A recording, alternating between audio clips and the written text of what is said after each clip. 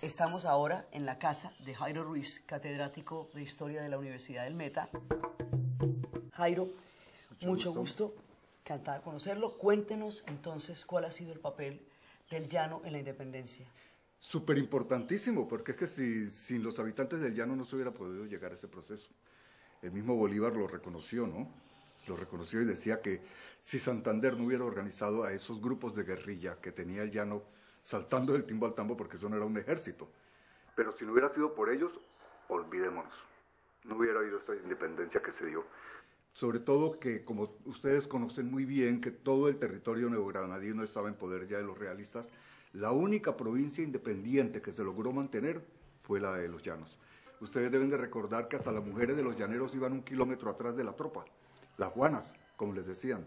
Y eso fue, pero básico para esa independencia. Si no hubiera sido por esas mujeres, olvídese quién les daba de comer a esta gente. Quería preguntarle con Venezuela, digamos, esa articulación, esa interacción entre el mundo que hoy llamamos Colombia y Venezuela, que en esa época era una sola cosa, teniendo en cuenta además que el llano es uno solo. Uno solo. Y hay que recordar que en esa época la Capitanía General de Venezuela dependía del Virreinato de la Nueva Granada. O sea que a la hora de la verdad era una sola nación, con diferencias de gobierno, pero pertenecían administrativamente a una sola. El llano, lo que hoy en día conocemos como Apure y Barinas, pertenecían a la gobernación directamente de Pore. Eso era una sola administración. Pero es curioso, cuando llega el momento de la independencia, José Antonio Páez se atraviesa muchísimo y no adquiere o no quiere tener compromiso con los neogranadinos. Y para ello los neogranadinos eran los casanareños. Y hay un choque tremendo en todo momento entre Santander y el general Páez por esas diferencias de que los unos querían ser venezolanos y los otros querían ser granadinos. Es más, después de la independencia, el llano quiso independizarse, o sea, segregarse de la Nueva Granada, y le pidió a Venezuela en el Congreso de Valencia de junio de 1830 que los admitiera como un estado más de Venezuela. Y Venezuela la rechazó. Y lo más curioso del mundo es que Venezuela después enseñaba que el llano colombiano se lo había quitado Colombia. Quería preguntarle también sobre el papel de los indígenas. Fue fantástico. Esas tropas las organizó directamente Ramón Nonato Pérez. Él fue el que organizó, recogió varias tropas de indígenas de los antiguos residuos que quedaban de las misiones jesuíticas. Y eso fue fantástico porque a estos indígenas, con todos los alborotados que eran nada disciplinados, los lograron disciplinar dentro de las huestes militares. Y fue un contingente grande, creo que eran como 300 los que iban dentro del batallón que iba subiendo la cordillera. Y de estos 300, pues, esta gente iba igual que los llaneros, ¿no? Totalmente desnudos. Pero los indígenas, con sus lanzas, los famosos 14 lanceros, pues eran más o menos como 14 capitanes, llamémoslos así, porque cada uno tenía su propio contingente. Y entre esos estaban metidos los indígenas con esas lanzas de 3 metros. Eso fue lo que salvó esa batalla del Pantano de Vargas. Porque cuando dijeron arrastren, acaben con todos esos españoles que esta batalla se está perdiendo, salieron los 14 lanceros con sus huestes detrás de lanzas y atravesaban cuanto se les encontraba con esas picas de 3 metros de largas, imagínense. El indígena hizo un papel increíble. Lo que pasa es que ellos a veces como que se cansaban y daban media vuelta y se iban. ¿Y quién los atajaba? Nadie. ¿Y las misiones jesuíticas qué papel jugaron en todos estos procesos? Pues ya en ese momento los jesuitas habían sido expulsados del Imperio Español, ¿no? En 1767 ocurrió eso. Pero las grandes haciendas que ellos tuvieron aquí en los llanos habían dado un clima de organización tan fuerte que el llanero aprendió a sentirse libre. Es que el jesuita enseñó una forma, así mismo como también no fueron, digamos, peras en dulce, también fueron fuertes en su manejo, pero le enseñaron al llanero y al indígena que ellos no tenían por qué arrodillársele ante nadie, sino solamente ante Dios, que ni siquiera el rey de España merecía eso.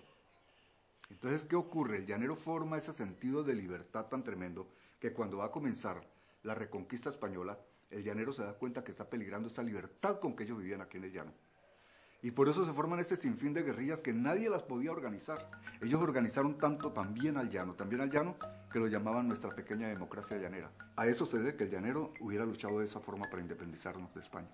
Bueno, con esto nos damos cuenta que el proceso de la independencia es un proceso dinámico, que es un proceso que está vivo, que hay muchas cosas todavía que deben encontrarse, que deben entenderse. Por ejemplo, este reconocimiento del llano en el papel de nuestra formación como Estado Nacional, esta reciprocidad con un pueblo que lo ha dado todo y que nos sigue dando todo, es lo que nos muestra que la historia nunca es un proceso inacabado, que es una cosa que se construye día a día y que cuando uno se va asomando a las regiones y empieza a mirar los ojos desde donde cada cual enfrenta y ve y recuerda y rememora el proceso de independencia, descubre siempre grandes realidades nuevas y distintas y nos llena de orgullo el papel de los llaneros en la independencia porque a ellos le debemos el nacimiento de nuestra nación.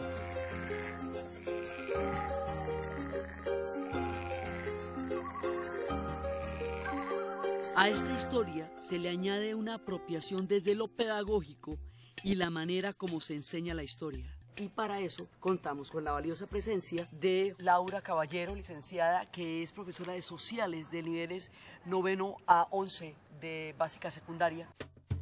¿Cómo se enseña el periodo de la independencia en los colegios hoy? En el aula aquí trabajamos los seminarios investigativos.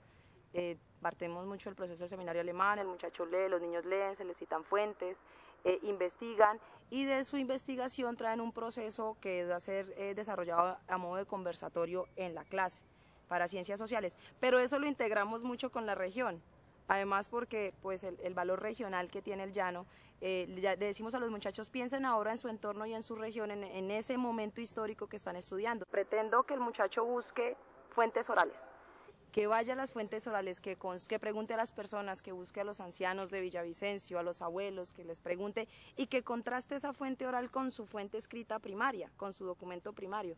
Y entonces los jóvenes se van interesando más por la historia también cuando la ven desde ellos mismos, desde su entorno. Bueno, muchísimas gracias. Estamos entonces en este proyecto de construcción de nuestra historia a partir del aula, a partir de las preguntas, a partir de las investigaciones.